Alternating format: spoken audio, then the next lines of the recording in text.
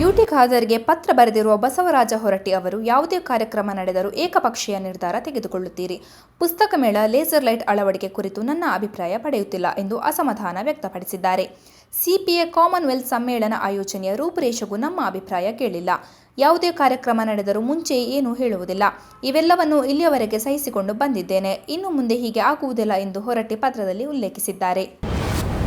ಬೆಂಗಳೂರಿನ ಶಿವಾಜಿನಗರ ಮೆಟ್ರೋ ನಿಲ್ದಾಣಕ್ಕೆ ಸೈಂಟ್ ಮೇರಿ ಹೆಸರಿಡಲು ಮನವಿ ಸಲ್ಲಿಸಲಾಗಿದೆ. ಈ ಸಂಬಂಧ ಕೇಂದ್ರ ಸರ್ಕಾರಕ್ಕೆ ಶಿಫಾರಸು ಮಾಡ್ತೀನಿ ಎಂದು ಸಿಎಂ ಸಿದ್ದರಾಮಯ್ಯ ಅವರು ಹೇಳಿದ್ದು, ಇದು ಭಾರೀ ವಿವಾದ ಮತ್ತು ವಿರೋಧಕ್ಕೆ ಕಾರಣವಾಗಿದೆ. ಇದರ ನಡುವೆ ಬೆಂಗಳೂರಿನ ಮೆಟ್ರೋ ಯೋಜನೆ ನಟ ದಿವಂಗತ ಶಂಕರ್ ನಾಗ್ ಅವರ ಕನಸಿನ ಕೂಸು. ಒಂದು ಮೆಟ್ರೋ ನಿಲ್ದಾಣಕ್ಕೆ ಅವರ ಹೆಸರು ಇಡಬೇಕು ಎಂದು ರಮೇಶ್ ಭಟ್ ಅವರು ಆಗ್ರಹಿಸಿದ್ದಾರೆ. ಇದರೊಂದಿಗೆ ಕರ್ನಾಟಕದ ವಿವಿಧ ಮಹನೀಯರ ಹೆಸರನ್ನು ಇರಿಸಬೇಕು ಎನ್ನುವ ಆಗ್ರಹವೂ ಕೇಳಿಬರುತ್ತಿದೆ. ಮಾಜಿ ರಾಷ್ಟ್ರಪತಿ ಜಗದೀಪ್ ಧನ್ಕರ್ ಅವರ ದಿಢೀರ್ ರಾಜೀನಾಮೆಯಿಂದ ತೆರವಾಗಿದ್ದ ಉಪರಾಷ್ಟ್ರಪತಿ ಹುದ್ದೆಗೆ ಮಂಗಳವಾರ ಮತದಾನ ಪ್ರಕ್ರಿಯೆ ಆರಂಭವಾಗಿದ್ದು, ಪ್ರಧಾನಮಂತ್ರಿ ನರೇಂದ್ರ ಮೋದಿ, ಮಾಜಿ ಪ್ರಧಾನಿ ಹಾಗೂ ರಾಜ್ಯಸಭಾ ಸದಸ್ಯ ಎಚ್.ಡಿ. ದೇವೇಗೌಡ ಸೇರಿದಂತೆ ಹಲವು ನಾಯಕರು ತಮ್ಮ ಮತದಾನದ ಹಕ್ಕನ್ನು ಚಲಾಯಿಸಿದ್ದಾರೆ. ಉಪರಾಷ್ಟ್ರಪತಿ ಚುನಾವಣೆಗಾಗಿ ಇಂದು ಬೆಳಗ್ಗೆ 10 ಗಂಟೆಯಿಂದ ಮತದಾನ ಪ್ರಕ್ರಿಯೆ ಆರಂಭವಾಗಿದ್ದು, ಸಂಜೆ 5 ಗಂಟೆಯ ತನಕ ಮತದಾನ ನಡೆಯಲಿದೆ.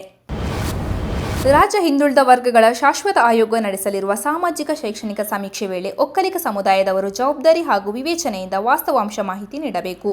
ತಪ್ಪು ಮಾಹಿತಿ ದಾಖಲಾಗದಂತೆ ಎಚ್ಚರ ವಹಿಸಿ ಎಂದು ಆದಿಚುಂಚನಗಿರಿ ಮಠದ ಪೀಠಾಧ್ಯಕ್ಷ ನಿರ್ಮಲಾನಂದ ಸ್ವಾಮೀಜಿ ತಿಳಿಸಿದರು.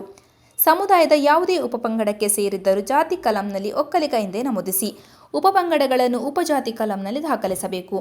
ಜಾತಿ ಕಲಂನಲ್ಲಿ ಉಪಜಾತಿ ನಮೂದಿಸದಂತೆ ಎಚ್ಚರ ವಹಿಸಬೇಕು ಎಂದು ಕಿವಿಮಾತು ಹೇಳಿದರು.